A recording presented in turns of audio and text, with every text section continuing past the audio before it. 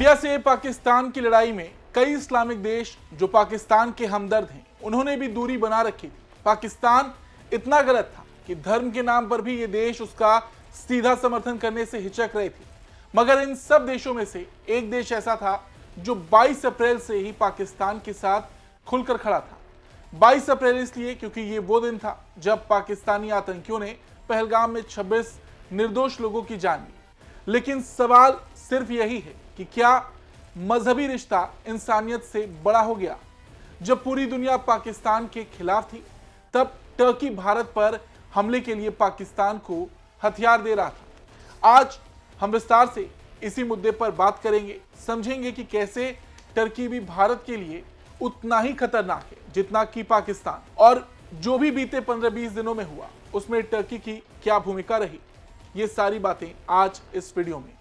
नमस्ते, जय हिंद, मैं हूं ऋषि सिंह और आप देख रहे हैं हमारा खास शो विस्तार से।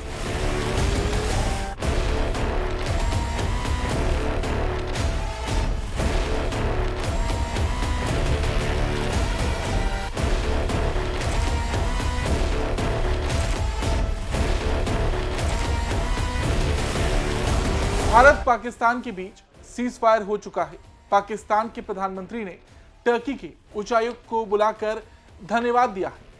लेकिन हम आपको पहले ये पूरी टाइमलाइन समझाएंगे, फिर आपको बताएंगे इंडिया टर्की के संबंध, ट्रेड, और फिर आपके लिए एक सवाल होगा, उसे ध्यान से समझिएगा, सोचिएगा और फिर तय करिएगा। अब देखिए, 22 अप्रैल को पहलगाम में आतंकी हमला हुआ। इस हमले में 26 लोगों की जान गई।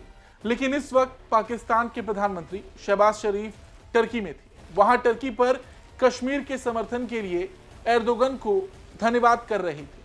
अब सोचने वाली बात है कि एक और यहां पर हमला हुआ, दूसरी ओर टर्की और पाकिस्तान की मुलाकात हुई। और क्योंकि भारत ने पहलगाम में हुए आतंकी हमले के बाद पाकिस्तान को चेतावनी दी थी, ये बात कही थी कि वो इस आतंकी हमले का बदला लेगा, तो उसके बाद से ही टर्की और पाकिस्तान के बीच हलचल काफी बढ़ गई।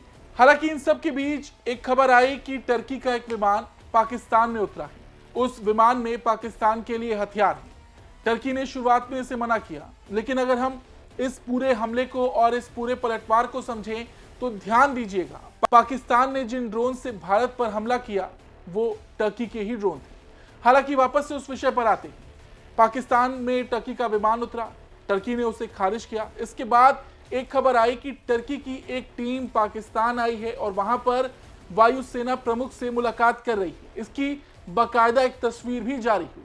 उस वक्त भी टर्की ने पाकिस्तान को खुले समर्थन देने की बात नहीं कही, लेकिन बाद में जब 7 मई को भारत ने पाकिस्तान पर हमला किया, पाकिस्तान और पीओके में 9 आतंकी ठिकानों पर हमला किया, उसके बाद से पाकिस्तान बौखला उठा, बेचैन हो गया और यहां पर टर्की ने उसको खुला समर्थन दिया। टर्की की ओर से एक बयान आया कि भारत पाकिस्तान के विवाद में वो पाकिस्तान का समर्थन कर रहा है। हालांकि टर्की के साथ साथ एक देश और था जिसने इस पूरे बवाल में पाकिस्तान का साथ दिया, खुलकर साथ दिया, वो अजरबैजान था। अब सवाल आपके लिए है कि टर्की, अजरबैजान, इन दोनों देश में हर साल भारत से लाखों लोग जाते हैं, घूमने जाते हैं, एज ए टूरिस्ट जाते हैं। अब आप सोचिए कि जब भारत और पाकिस्तान आमने सामने थे तो इन दोनों देशों ने भारत का ही विरोध किया। और अब क्योंकि सीज फायर हो गया है तो हमें यह समझना पड़ेगा कि भारत को किस ओर खड़े रहना है, क्योंकि इस लड़ाई ने बीते 15-20 दिनों में बहुत सी पिक्चर क्लियर कर दी है। जो डिप्लोमेसी है, जैसे कि इजराइल हो गए, रशिया हो गए, इटली हो गए, फ्रांस हो गए, इन्होंने खुलकर भारत का समर्थन किया। कुछ देश असमंजस में थे, इस्लामिक देशों ने बहुत कुछ नहीं बोला। पाकिस्तान भी एक इस्लामिक देश है, तो जाहिर सी बात है वो उन देशों के लिए एक असमंजस की बात रही होगी कि वो किसका खुलकर समर्थन करे। लेकिन टर्की और अजरबैजान ने यहाँ पर पाकिस्तान का साथ दिया।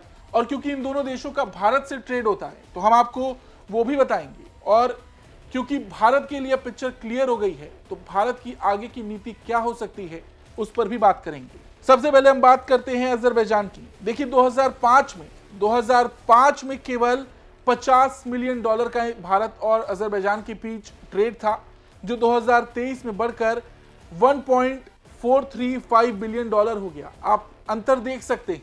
भारत अजरबैजान का 7वां सबसे बड़ा व्यापारिक साझेदार है। भारत का अजरबैजान से आयात $1.235 बिलियन का है, बल्कि निर्यात $201 मिलियन का। दूसरी ओर अगर टर्की की बात करें तो ये व्यापार 2022-23 तक $13.80 बिलियन का था। हालांकि 2023-24 में ये थोड़ा सा घटा और $10.43 बिलियन पर आ गया। भारत का टर्की को निर्यात $6.65 बिलियन का है। भारत का टर्की से आयात $3.78 बिलियन का है। अच्छी खासी मात्रा में दोनों देशों के बीच व्यापार होता है। फिर चाहे हम अजरबैजान की बात करें, टर्की की बात करें, तो अगर टर्की और अजरबैजान को चोट पहुंचानी है तो सबसे सरल तरीका व्यापार है। ट्रेड में कमी आएगी तो ये दोनों देश अपने आप लाइन पे आएंगे, क्योंकि पाकिस्तान के साथ भले ही ये करीबी हो, उसका समर्थन करते हो, लेकिन पाकिस्तान से क्या व्यापार करेंगे। पाकिस्तान की जो हालत है, IMF से कुछ बेल आउट लोन मिला है, लेकिन जो उसकी हालत मौजूदा वक्त में है, बहुत समय तक कोई भी देश उसके साथ सीधे तौर पर खड़ा नहीं हो पाएगा। हालांकि इस लिस्ट को भी देख लेते हैं जो भारत से टर्की को प्रमुख निर्यात वस्तुएं हैं। इसमें इंजीनियरिंग उत्पाद हैं $2.75 बिलियन के, इलेक्ट्रॉनिक उत्पाद हैं $532 मिलियन के, पेट्रोलियम उत्पाद हैं $954 मिलियन के, दवाइयां और फार्मास्यूटिकल्स की बात करें तो ये $291 मिलियन के हैं।